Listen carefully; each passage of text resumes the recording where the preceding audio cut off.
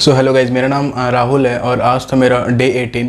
कल मेरा डे 17 था और कल जैसे कि हम 10.5 घंटे पढ़ पाए थे और आज हम अपना स्टडी आवर्स दिखा देते हैं।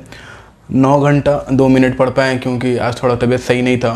बहुत मेहनत करके 9 घंटा पढ़ पाए क्योंकि आज पूरा दिन थोड़ा सा माइग्रेन था और ये एक साइड पूरा माइग्रेन हो रहा था सुबह से ही, क्योंकि एक्चुअली कल सोते सोते थोड़ा लेट हो गया था, 2:30 बज गया था। तो आप सुबह 8 बजे उठ गए तो नींद कम होने के कारण पूरा दिन सर में माइग्रेन रहा, लेकिन तब भी हम पढ़ाई नहीं छोड़े क्योंकि एक्चुअली ये चैलेंज ही अब रोज़ का वीडियो अपलोड करना है, रोज़ पढ़ना है, तो इसीलिए हम वीडियो डाले। 9 घंटा ही पढ़ पाए क्योंकि 2 घंटा कम है।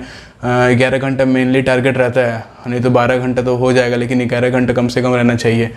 तो आज 9 घंटा ही पढ़ पाए और आज थोड़ा पढ़ाई में थोड़ा स्टार्ट करने में लेट भी हो गया। ये एक मेजर इशू आ रहा है, थोड़ा पढ़ाई में लेट से स्टार्ट हो पा रहा है। 12 बज जा रहा है, मैक्सिमम 12 बज जा रहा है, जो कि हमको अपना पढ़ाई ऑलमोस्ट 10:30 बजे स्टार्ट कर देना चाहिए था, लेकिन नहीं स्टार्ट कर पा रहे हैं। कोई बात नहीं, इसको भी हम ये भी आपका आने वाला 2 या 3 वीडियो आने वाला 2 या 3 दिन में हम इसको रिजॉल्व कर लेंगे और 10:30 बजे से हम अपना स्टडी टाइम भी बताएंगे कि क्या किस टाइम पे हम पढ़ने बैठ रहे हैं और किस टाइम पे उठ रहे हैं।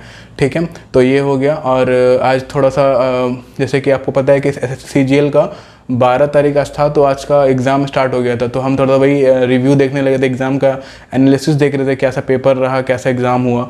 तो मेरा तो वैसे कोलकाता ही में सिटी दिया हुआ है, एग्ज़ाम सिटी। आप देखते हैं 26 को मेरा एग्ज़ाम है, तो आज तो मतलब वही देखते एग्ज़ाम का एनालिसिस देखते देखते 1 घंटा निकल गया, क्योंकि आगे तो रिवीजन के लिए देखना पड़ता ना, क्या क्या आ रहा है क्या नहीं आ रहा है, प्रोबेबिलिटी पूछ रहा है कि नहीं पूछ रहा है, और बाकी ये सब जो चैप्टर जो आपको हम लोग फेज 13 में देखने को मिल गया था, वो चैप्टर सारा पूछ रहा है कि नहीं पूछ रहा है, बस वही देखने के लिए थोड़ा सा टाइम लग गया। तो फिर अपना स्टडी हम लगभग 12:30 या 1 बजे करीब स्टार्ट किए। सबसे पहले हम सबसे पहले जीके से स्टार्ट किया, क्योंकि कल जीके छूट गया था। जीके छूट गया तो जीके में सबसे पहले इकोनॉमिक्स ने करंट अफेयर से स्टार्ट किए। तो करंट अफेयर पढ़े, लेकिन 40 मिनट करंट अफेयर पढ़ने के बाद फिर हमको मन नहीं किया करंट अफेयर पढ़ने का, कुछ सब आउट ऑफ द बॉक्स जा रहा था, कुछ समझ में नहीं आ रहा था।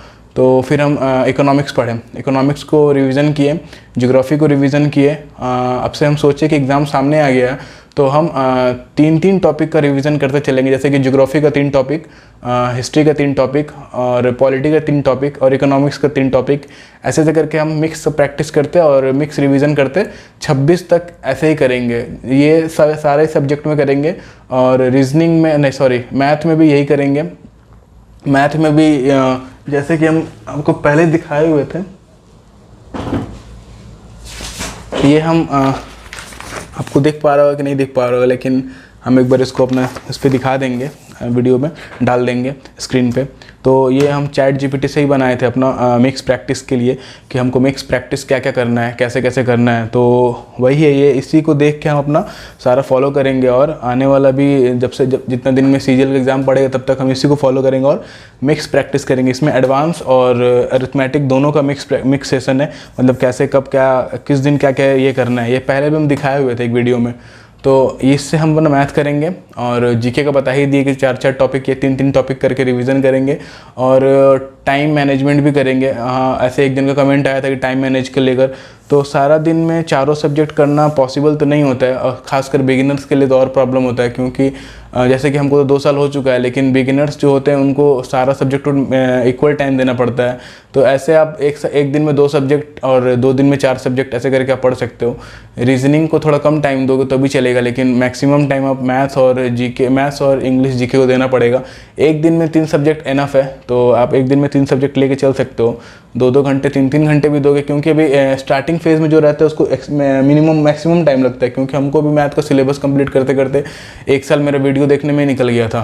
तो आप लोग खास कर कोई बताने वाला था नहीं हमको, लेकिन आप लोग ज़रूर से अगर बैच लेते हो किसी भी का, तो किसी भी टीचर का, तो हमेशा VOD ही लेना, लाइव बैच मत लेना, क्योंकि लाइव बैच में बहुत प्रॉब्लम होता है। लाइव बैच में आपको धीरे धीरे पढ़ाया जाता है, पूरा साल निकल जाता है धीरे धीरे में।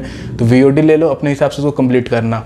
तो मैथ के लिए यही प्रैक्टिस रहेगा मेरा, जीके के लिए भी बता दिया आपको, और रीजनिंग के लिए तो मॉक से ही हो जाएगा। और इंग्लिश के लिए जैसा पता है कि मैम का प्रैक्टिस है, करना है आपको तो 1000 सीरीज़ फॉलो कर लो, नहीं तो प्रैक्टिस बैच अभी आया है मैम का 9 सितंबर से, तो 9 सितंबर से आप प्रैक्टिस बैच भी ले सकते हो मैम का।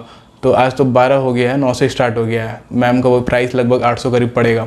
तो वो हो गया। और इंग्लिश का आपको अगर बैच पढ़ना है तो मैम का यूट्यूब पे अवेलेबल ही है, रानी इंग्लिश बाई रानी मैम मारोगे तो वो आ जाएगा आपका।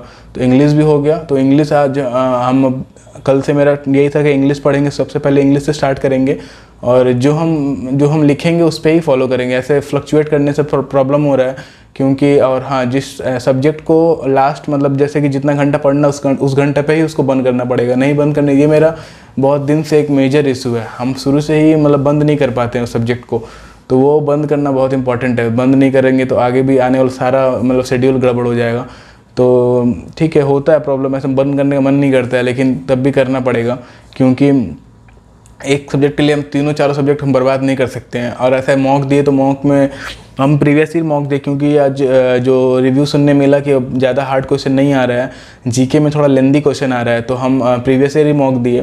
प्रीवियस ईयर मॉक में मेरा 137 आया आपका 200 में से। तो ठीक है, और भी ज़्यादा आ सकता था लेकिन और भी ज़्यादा आ सकता था, 140 बोल रहे 150 करीब जाता, क्योंकि बाद में हम जब एनालिसिस कर रहे थे तो मैक्सिमम क्वेश्चन बन गया हमसे, लेकिन उसमें छूट गया था टाइम का इशू के चलते।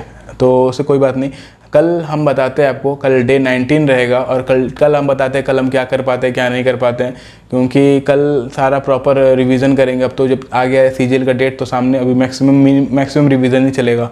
और 16 तारीख को मेरा आईबी का पेपर है तो वो भी देने जाएंगे हम, और उसका थोड़ा टफ रहता है लेकिन देखते हैं। करंट अफेयर भी पूछता है उसमें बहुत ज़्यादा, 20 नंबर का करंट अफेयर भी रहता है, तो देखते हैं, वो तो थोड़ा टफ भी आता है। देख आप लोग भी एग्ज़ाम देना, सारा एग्ज़ाम देना, कोई भी एग्ज़ाम मिस मत करना। जितना भी एग्ज़ाम आप एलिजिबल हो देने के लिए सारा एग्ज़ाम दे डालो, क्योंकि अगर मतलब उसके लिए एक्स्ट्रा नहीं पढ़ना होगा आपको, जो आप पढ़ते हो वही पढ़ो, लेकिन सारा एग्ज़ाम दो, सारा एग्ज़ाम में बैठो। ऐसे बैठने से क्या होता है कि बाई चांस अगर लग रहा तो आपका निकल भी सकता है, क्योंकि अगर पेपर आपका शिफ्ट वाला इजी आ गया तो आप अच्छा से दे के पार हो सकते हो। इसीलिए सारे एग्ज़ाम में बैठो, और उससे क्या होता है कि एक हैबिट बन जाता है एग्ज़ाम देने का। तो हम भी सारे एग्ज़ाम में बैठते हैं। अभी बिहार अटेंडेंट का फॉर्म आया है, बिहार सीजीएल आया है, हम उसमें भी बैठेंगे, उसमें भी फॉर्म भरेंगे हम। तो मिलते हैं आपसे डे 19 में। आज के लिए इतने ही रखते हैं, कल मिलते, कल हम पूरा प्रैक्टिस, कभी 26 से पूरा प्रैक्टिस चलेगा, पूरा मिक्स प्रैक्टिस चलेगा। तो बाकी आज के लिए इतना ही मिलते हैं आपसे कल। Thank you, bye.